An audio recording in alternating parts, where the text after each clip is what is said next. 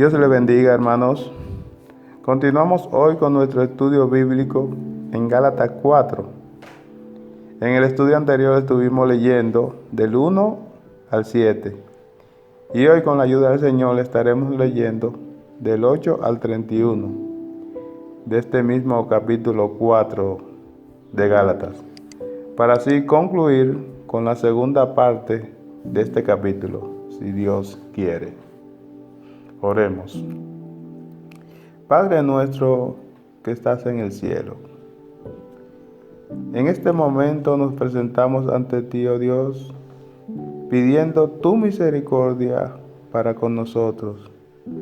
Acompáñanos en este estudio, siendo tú que nos enseñes las cosas que son desconocidas para nosotros, pero conocidas por ti. En medio de estas adversidades, sabemos que si es tu voluntad, así lo harás. Gracias, Señor. Amén. Gálatas capítulo 4, versículos del 8 al 11. Y la palabra se lee en el nombre del Padre, del Hijo, del Espíritu Santo. Amén. Ciertamente, en otro tiempo, no conociendo a Dios, servías a los que por naturaleza no son dioses. Mas ahora, conociendo a Dios, o más bien, siendo conocidos por Dios, ¿cómo es que volvéis de nuevo a los débiles y pobres rudimentos a los cuales os queréis volver a esclavizar?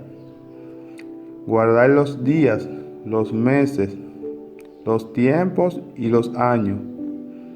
Me temo de vosotros que haya trabajado en vano con vosotros. Amén. En estos primeros versículos, Pablo se está refiriendo a todas las deidades falsas que estaban en el panteón greco-romano.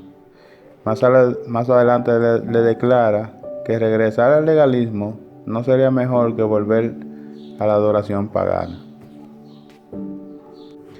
Noten esto.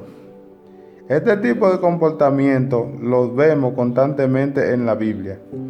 De hecho, seguro que los ves tú en la vida también. Tal vez te confunda el escuchar que eras esclavo de otros ídolos, o de los que no son dioses, o alguna otra descripción. La realidad es más sencilla. Pablo quiere que entendamos que cuando caminamos dentro de los planes de Dios, sin importar las circunstancias, siempre estaremos mejor que como estábamos antes. No podemos estar viviendo un presente si estamos deseando estar en un pasado. En el versículo 11, cuando Pablo les dice a los Gálatas que él teme que haya trabajado en vano con ellos, es diciéndole: me temo que lo que yo he hecho por ustedes no haya servido de nada. Los Gálatas estaban despreciando el regalo de la libertad. Vamos ahora a Gálatas 4, del 12 al 15. Leemos: Os ruego, hermano, que os hagáis como yo, porque yo también me hice como vosotros. Ningún agravio me habéis hecho, pues vosotros sabéis que a causa de una enfermedad del cuerpo os anuncié el Evangelio al principio, y no me despreciaste ni desechaste por la prueba que tenía en mi cuerpo. Antes bien, me recibiste como a un ángel de Dios, como a Cristo Jesús.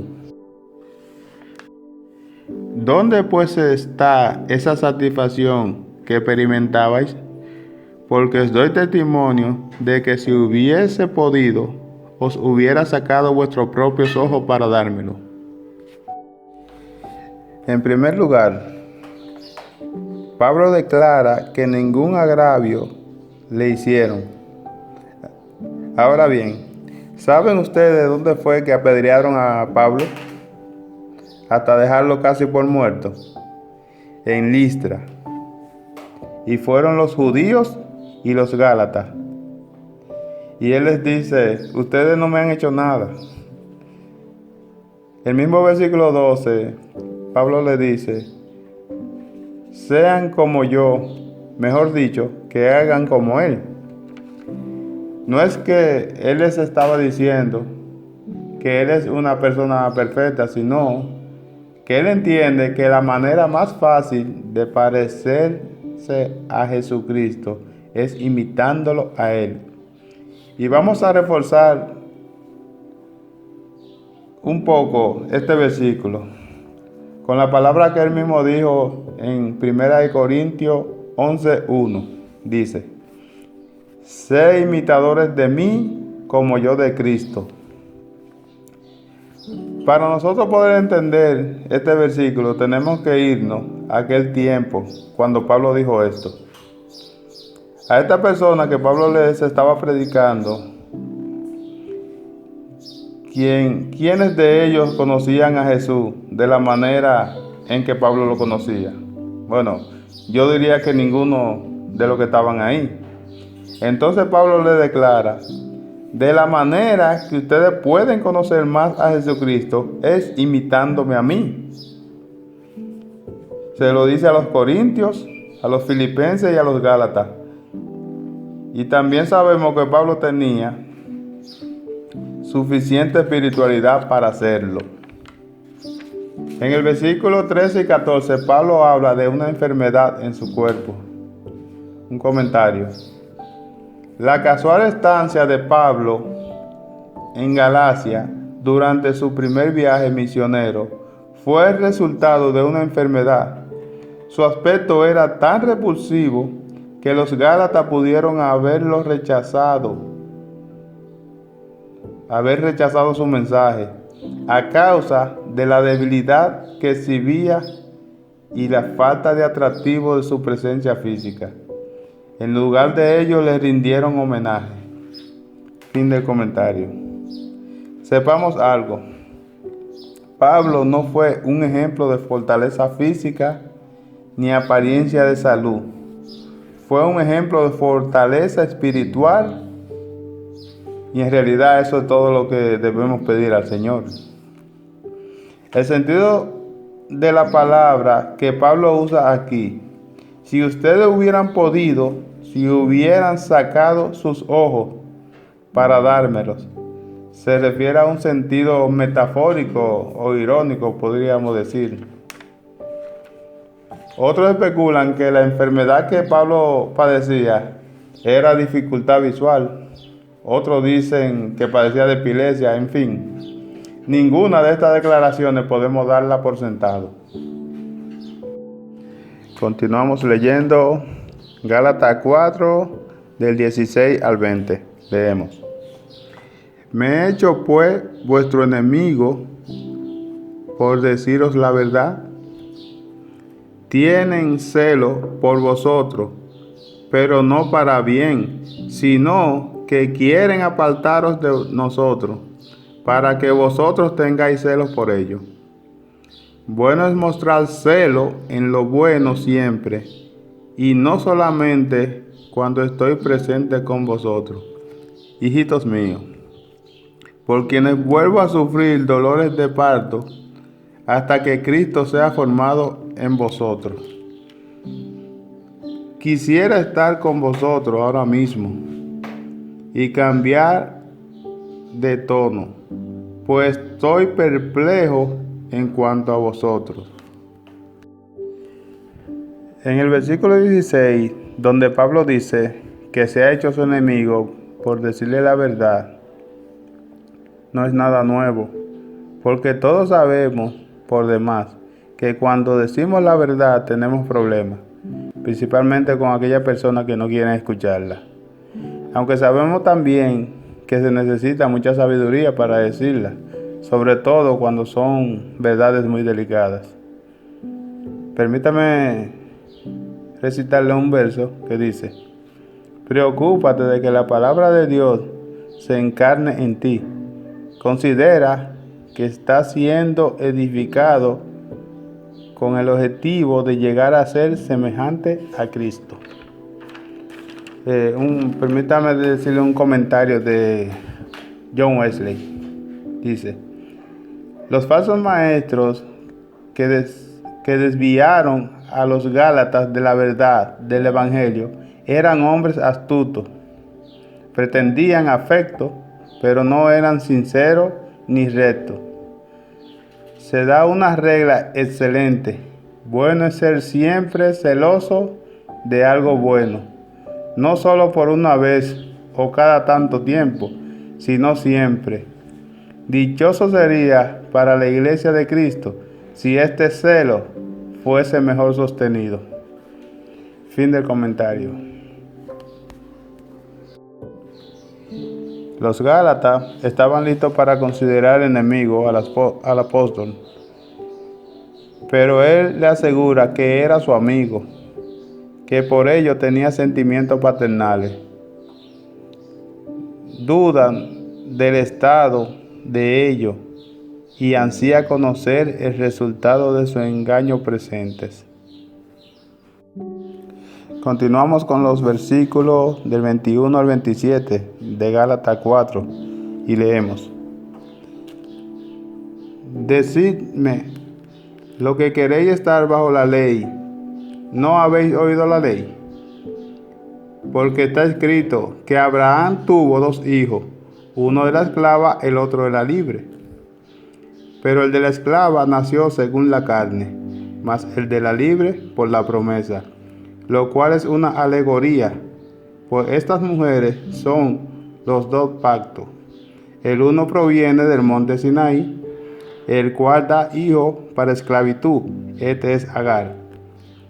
Porque Agar es el monte Sinaí en Arabia, y corresponde a la Jerusalén actual, pues está junto con sus hijos, está en esclavitud. Mas la Jerusalén de arriba, la cual es madre de todos nosotros, es libre, porque está escrito: regocíjate, oh estéril, tú que no das a luz, prorrumpe en júbilo y clama, tú que no tienes dolores de parto, porque más son los hijos de la desolada que de la que tiene marido. La diferencia de los creyentes que descansan solo en Cristo y los que confían en la ley queda explicada en la historia de Isaac e Ismael. Estas cosas son una alegoría en que el Espíritu de Dios señala algo más del sentido literal e histórico de las palabras. Agar y Sara eran emblemas adecuados de las 2 dispensaciones diferentes del pacto. La Jerusalén celestial, entre paréntesis, la iglesia verdadera, representada por Sara, está en estado de libertad y es la madre de todos los creyentes que nacen del Espíritu Santo. Por regeneración y fe verdadera, fueron parte de la verdadera semilla de Abraham, conforme a la promesa hecha por él. Vamos ahora, con la ayuda del Señor, al versículo 28 al 31 de este capítulo 4 de Gálatas. Y dice: así que, hermanos, nosotros como Isaac somos hijos de la promesa. Pero como entonces el que había nacido según la carne perseguía al que había nacido según el Espíritu, así también ahora. Mas, ¿qué dice las Escrituras? Echa fuera a la esclava y a su hijo, porque no heredará el hijo de la esclava con el hijo de la libre. De manera, hermanos, que no somos hijos de la esclava, sino de la libre. Amén. Un comentario de Matthew Henry. Se aplica la historia así expuesta. Entonces, hermanos, no somos hijos de la esclava, sino de la libre. Si los privilegios de todos los creyentes son tan grandes conforme al pacto nuevo, qué absurdo sería que los convertidos gentiles estén bajo esa ley que no puede librar a los judíos incrédulos de la esclavitud o de la condenación, nosotros no hubiésemos hallado esta alegoría en la historia de Sara y Agar si no hubiera sido señalada, pero no podemos dudar que así fue concebido por el Espíritu Santo. Es una explicación de tema, no un argumento que lo compruebe. En esto están prefigurados los dos pactos, el de la obra y el de la gracia, y los profesantes legales y los cristianos. Las obras y los frutos producidos por el poder del hombre son legales, pero si surge de la fe en Cristo son cristianos. El espíritu del primer pacto es de esclavitud al pecado y la muerte.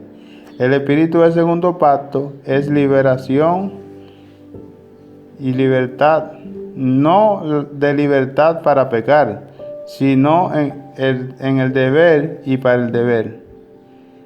El primero es un espíritu de persecución, el segundo es un espíritu de amor.